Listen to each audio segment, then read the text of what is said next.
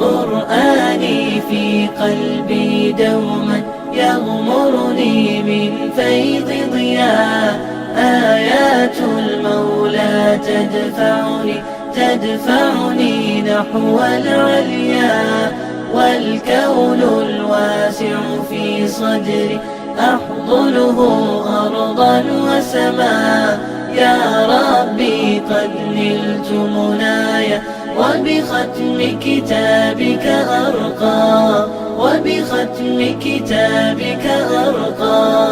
بشراك يا حافظة القرآن،